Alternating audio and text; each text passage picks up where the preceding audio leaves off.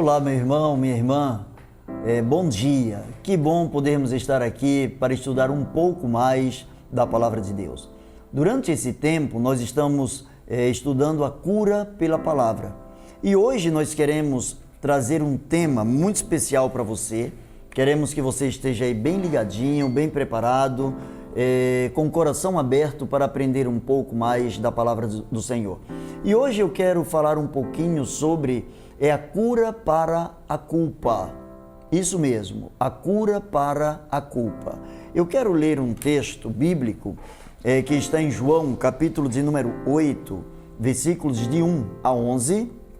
E aí nós vamos pensar um pouquinho sobre o que nós vamos trabalhar aqui nesta manhã. Antes de tudo, eu quero convidar você a baixar a sua cabeça e falar com Deus. Pedir ao Senhor discernimento, sabedoria, para que nós possamos entender exatamente aquilo que o Senhor tem para os nossos corações. Vamos orar?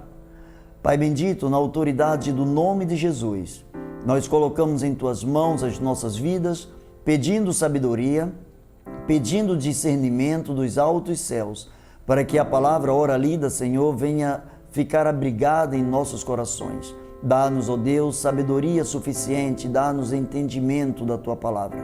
Revela-te a nós, pois assim oramos, no nome de Jesus. Amém. Pois bem, meu querido, minha querida, hoje eu quero estudar com você como vencer a culpa. Qual é o caminho para a cura da culpa? E eu quero compartilhar com você nesta manhã sobre 6 coisas. Eu quero passar aqui com você, nesses instantes que estaremos aqui, sobre 6 passos para sermos curados. Não é difícil pecar. Possivelmente você já pecou, todo mundo peca, exceto Jesus, todo ser humano peca, e é muito fácil pecar, porque pecar é, antes de tudo, transgredir, seja pelas ações, seja pelas palavras, seja pelas omissões, seja pelos pensamentos, intenções do coração. É muito fácil pecar. O difícil é conviver com a culpa do pecado. E só tem culpa pelo pecado aqueles que não conseguem colocar diante do Senhor, que não conseguem se esvaziar diante do Senhor, pedindo misericórdia e pedindo perdão, se arrependendo totalmente dos seus pecados, e com isso acarreta uma série de culpas sobre a sua vida. Existem muitas pessoas doentes, existem muitas pessoas que trazem um peso muito grande sobre suas vidas, porque trazem consigo todo o seu passado. E excesso de passado só leva as pessoas a viverem uma vida de depressão. Deus colocou os nossos olhos na frente para que nós estejamos sempre atentos ao que nós podemos conseguir, para onde nós podemos e devemos avançar. Algumas pessoas têm lidado com a culpa, algumas pessoas têm sofrido com a culpa das mais variadas formas possíveis. Por exemplo, nós temos algumas pessoas que não assumem os seus erros. E quando o ser humano não assume o seu erro, ele começa a estipular para ele um momento de fuga. Ele usa uma técnica chamada de fuga. E quando alguém está fugindo da sua responsabilidade, é natural que lá na frente o preço venha chegar. É natural que lá na frente a consciência cristã, a mente da pessoa que é transformada em Cristo Jesus, por mais que o pecado seja encoberto, é natural que lá na frente esse pecado venha de alguma maneira trazer a sensação de culpa, venha cobrar o seu preço. Tem pessoas que não assumem, outras pessoas trazem frieza no seu coração. Por exemplo, nós temos como pessoas que não assumem, nós temos Adão. O que você lembra quando se fala em Adão? Adão, ao invés dele reconhecer o seu erro por ter comido o fruto proibido, ele simplesmente fala para o Senhor: Senhor, a mulher que tu me deste. Como que a dizer, eu não tenho culpa, ela me influenciou. O caminho para a transgressão, o caminho para não andar em retidão contigo, está sobre os ombros da minha esposa. Isso é terceirização da culpa.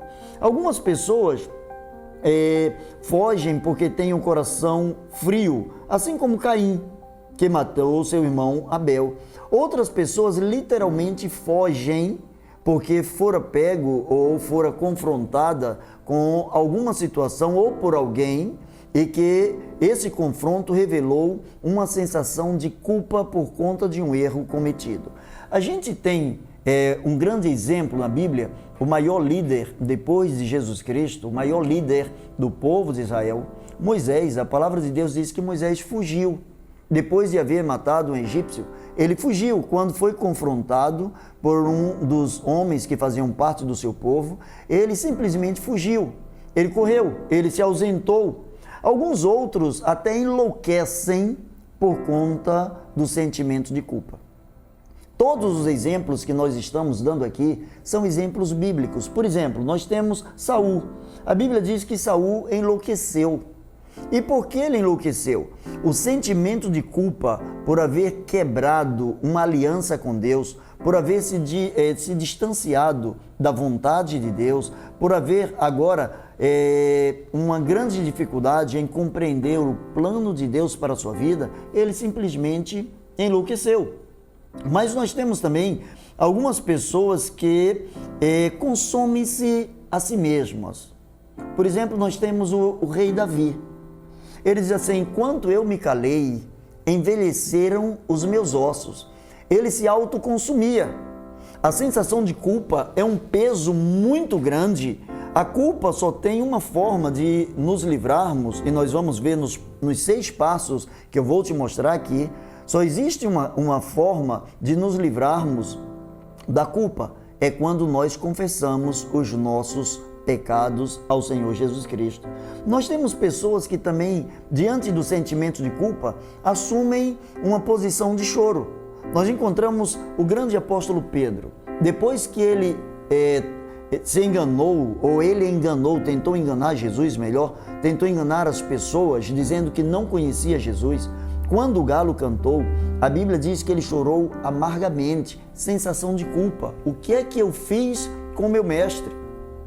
Agora se cumpre o que Jesus falou: Pedro, você vai me negar. E eu havia me comprometido com ele: Senhor, sob hipótese alguma, eu vou te deixar. O sentimento de culpa por saber que havia frustrado o plano de Deus, havia quebrado a determinação do próprio Senhor em que ele pudesse ser fiel todos os dias da sua vida.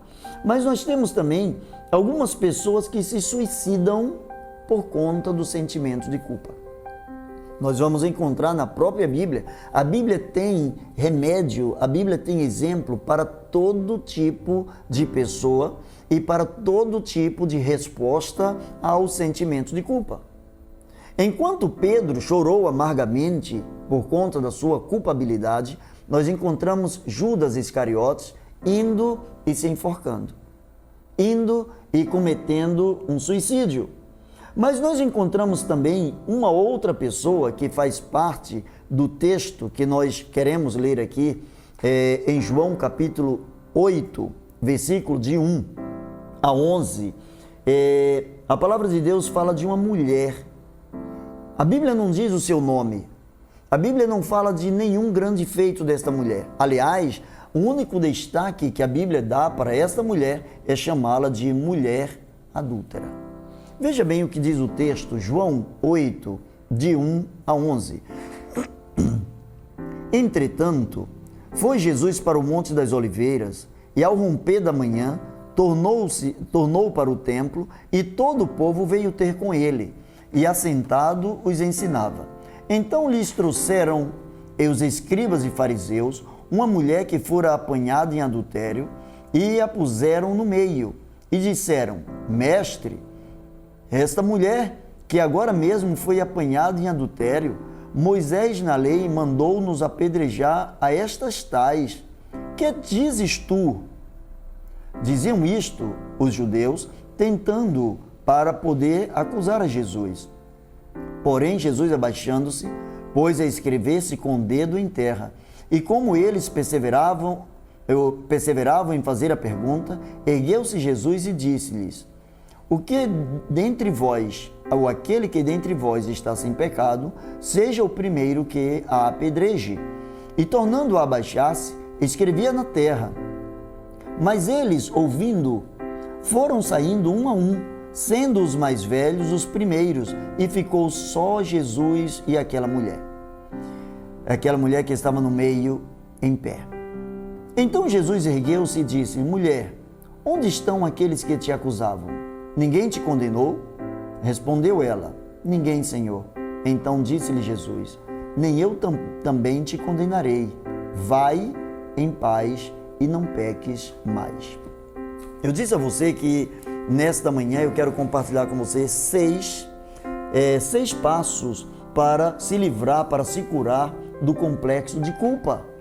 O primeiro passo, você pode anotar aí, é reconhecer a culpa. Você não pode vencer o sentimento de culpa enquanto você não reconhecer a culpa. Enquanto você não reconhecer o seu pecado, você não pode se livrar dele. Nós vamos encontrar o reconhecimento da culpa como sendo a primeira ação que leva a pessoa a se sentir livre diante do Senhor Jesus. Enquanto não se assume a responsabilidade, enquanto não se assume a culpa, enquanto não se assume o pecado, Jesus não pode perdoar. A palavra de Deus é assim: se confessarmos os nossos pecados, se confessarmos. Quando nós confessamos os nossos pecados, Ele é fiel e justo para perdoar os pecados e nos purificar de toda a injustiça. Portanto, enquanto você não reconhecer diante de Deus a sua culpa, você não pode, sob hipótese alguma, se livrar deste sentimento tão hostil. Mas existe um segundo passo que você precisa trabalhar, que o ser humano precisa trabalhar, qualquer cristão precisa trabalhar, se quer ser curado da culpa. O segundo passo é não distorcer a palavra de Deus. Não distorcer a palavra de Deus. Eu encontro a palavra do Senhor dizendo, assim que os fariseus chegaram e trouxeram aquela mulher para Jesus, eles disseram o seguinte: Senhor, essa mulher que agora mesma foi apanhada em adultério, nós estamos trazendo para diante de Ti, nós estamos trazendo a Ti, porque a tais mulheres Moisés mandou na lei que elas fossem apedrejadas. Olha só a distorção da palavra de Deus. A lei não dizia que tais mulheres deveriam ser apedrejadas. A Bíblia dizia, a lei dizia que os adúlteros, não as mulheres e os homens, senão seria as adúlteras, mas os adúlteros. Os homens e as mulheres pegos em adultério deveriam ser apedrejados. Agora pense exatamente nesse ponto aqui comigo. Quando eles distorcem a lei, quando eles chegam com cara de crente, com cara de bonzinhos, com cara de cidadãos do reino dos céus, Senhor, Moisés diz, a palavra de Deus diz, a lei diz que essas mulheres devem ser apedrejadas. E tu, o que dizes?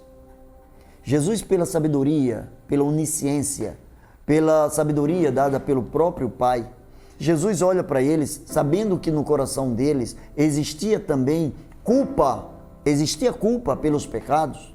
A grande diferença é que eles não estavam assumindo tais culpas. Porque se eles não estavam confessando os seus pecados, eles não tinham culpa por esses pecados. Ou se sentiam culpa, eles camuflavam essa culpa. Ao que Jesus responde, colocando diante deles a possibilidade de confessar.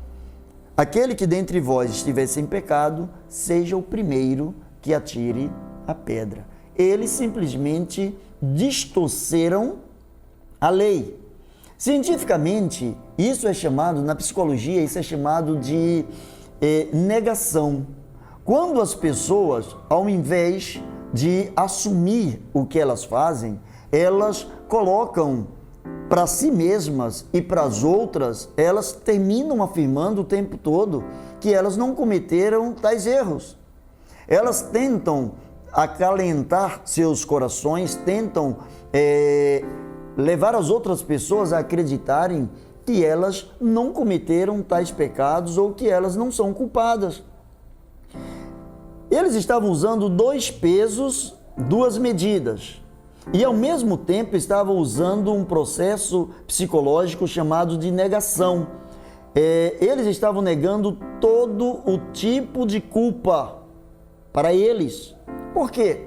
Como é que eu me sinto culpado? Eu me achego à presença de Deus para servir de testemunha contra alguém que também tem culpa por um ato, por um pecado cometido. Aqueles homens, quando foram ao Senhor e baseados no que estava nas Escrituras, de acordo com a interpretação deles, apenas para condenar as mulheres, ou a mulher, eles não estavam preocupados em que aquela mulher fosse curada. Mas eles queriam saber o que Jesus falaria.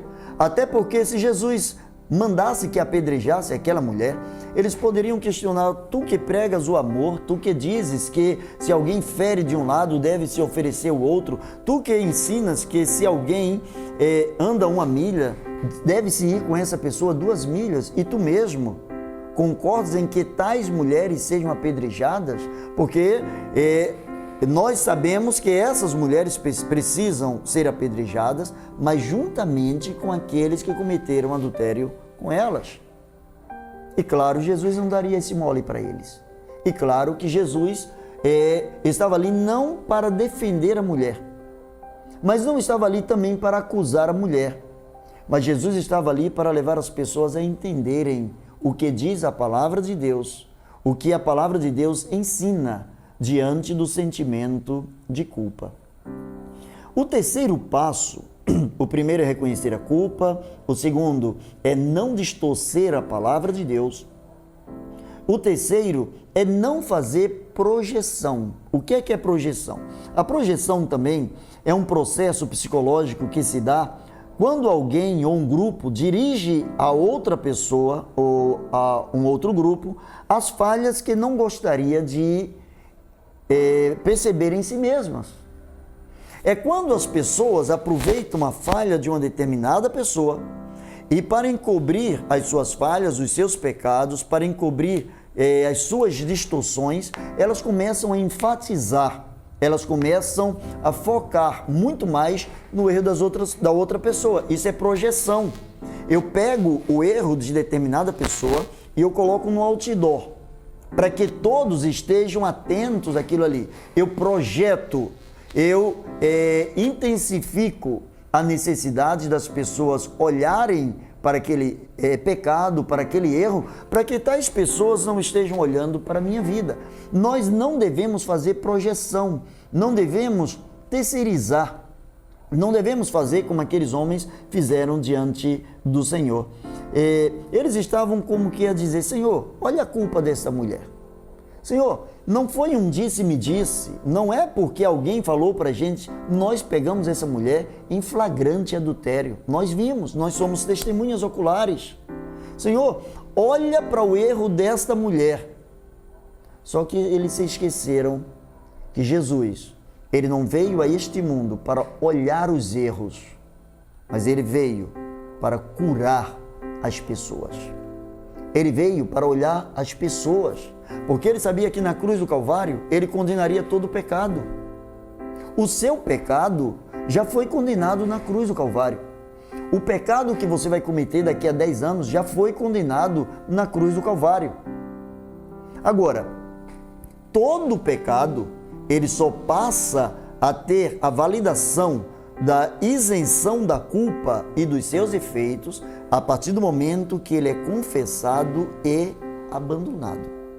Apenas saber que você pecou, isso não é o suficiente para te libertar da sensação da culpa, mas é primeiro necessário entregar essa culpa aos pés do Senhor.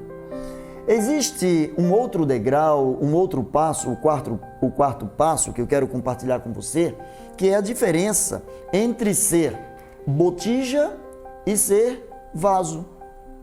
Você já ouviu várias pessoas por aí, vários cristãos, usam até a nomenclatura vaso, quando se refere a um outro cristão, a um irmão em Cristo, a uma pessoa que faz parte do reino de Deus. E aí, vaso? Como vai você, vaso? Porque o que é um vaso? O vaso é um recipiente. O vaso é um objeto que serve para ser colocado, para ser inserido no seu interior alguma coisa. O vaso é, antes de tudo, um utensílio. É algo que precisa ter utilidade. Eu encontro em Jeremias, se você for bom de Bíblia, corre lá, Jeremias capítulo 18 e Jeremias capítulo 19, o seguinte: no capítulo 18, versículos de 1 a 6, eu encontro a palavra de Deus dizendo assim, palavra que foi dirigida pelo Senhor a Jeremias, a qual dizia: levanta-te, vai à casa do oleiro, e lá ouvirás as palavras que deverás ouvir. E eu fui à casa do oleiro, e eis que ele estava fazendo a sua obra sobre as rodas, e quebrou-se a vasilha que ele estava fazendo de barro em suas mãos, e ele tornou a fazê-la novamente, e fez desse vaso uma outra vasilha, como bem tinha parecido aos seus olhos fazê-la. E foi-me dirigida a palavra do Senhor, a qual dizia: acaso não poderei eu fazer de vós, casa de Israel, como este oleiro, diz o Senhor? Vede como o barro que está na mão do oleiro, assim sois vós na minha mão, ó casa de Israel. O vaso que estava nas mãos do oleiro era, portanto, ainda um vaso que estava permeado, era um vaso que estava na argila ainda fresca, era um vaso moldável. Era um vaso moldável. Significa que, então, o quarto passo para ser curado é ser moldável, é ser flexível, é ser sensível à vontade e à voz do Senhor. No mesmo livro de Jeremias, se você está com a Bíblia aberta aí, você vai ver no capítulo 19, página seguinte, diz assim, isto diz o Senhor: vai e toma uma botija de barro de oleiro, à vista dos anciãos do povo e dos anciãos dos sacerdotes, e sai ao vale de Enom, que está junto à entrada da porta das olarias. Publicarás ali as palavras que eu vou te dizer, e dirás: ouvi a palavra do Senhor, reis de Judá, moradores de Jerusalém. Isto diz o Senhor dos exércitos, o Deus de Israel: eis que eu estou aqui, e eu enviarei aflições sobre este lugar, de modo que todo aquele que ouvir estarão com seus ouvidos retinindo. Porque me abandonaram a mim e profanaram este lugar, e eles ofereceram libações a deuses estranhos, que não conheceram eles, nem seus pais, nem os reis de Judá, e encheram este lugar de sangue inocente, e edificaram altos a Baal, e queimaram os seus filhos no fogo em holocausto a Baal, o que eu não os mandei fazer jamais, nem farei, e nem falei, nem subiu isso ao meu coração. Por isso, eis que aí vem dias, diz o Senhor, que não será chamado este lugar daqui em diante de Tofete, mas o vale do filho de Enom, é o vale da matança. O que é que eu quero enfatizar com isso aqui? Os dois textos vão falar de dois recipientes, só que um é um vaso, é chamado de vaso, e o outro é chamado de botija. Qual a diferença? O vaso que o oleiro estava fazendo, a argila estava maleável, estava nas mãos. Quem tinha o controle sobre a argila era o camarada que estava fazendo, era o oleiro e não a argila. A argila, ela não tinha autodeterminação, ela não tinha um autoprocessamento, ela precisava depender totalmente da vontade do oleiro. Assim como nós precisamos depender totalmente da vontade de Deus. Pessoas que são totalmente dependentes de Deus são pessoas que são moldáveis, são mentes que são ensináveis. Existem pessoas cujas mentes estão cauterizadas, endurecidas. No capítulo 19, a gente encontra em Jeremias, Deus dizendo a Jeremias: pegue uma botija e quebre diante dos anciãos. Por quê? A botija ela já tinha ido no fogo. A botija ela já estava pronta para uso. E o vaso, depois que ele vai no fogo, depois que ele já está pronto, se der rachadura, ele precisa ser quebrado. Não tem como tirar uma rachadura depois que o vaso vai ao forno. A botija, portanto, já é o vaso retirado do forno. Se você já se encontrou, se você já entrou no forno de Deus, se você já foi aquecido pelo Espírito Santo de Deus, se tem rachaduras na sua vida, esse vaso precisa ser quebrado. Essa botija precisa ser quebrada. Se você é um vaso moldável, se sua vida é sensível ao que Deus orienta, você pode e deve se quebrantar, se humilhar debaixo da potente mão de Deus, para que no seu tempo Ele te exalte, lançando sobre Ele toda a sua ansiedade, porque Ele tem cuidado de ti. Mas se o seu coração está endurecido, o Senhor Ele não divide a glória dEle com ninguém. Então Ele vai quebrar essa botija. Ele vai mandar o profeta quebrar a botija, porque a botija quebrada, ela solta cacos, e esses cacos não podem ser reconstruídos. Caminhando para o final, existem mais 2 passos. O 5º passo é confessar os pecados.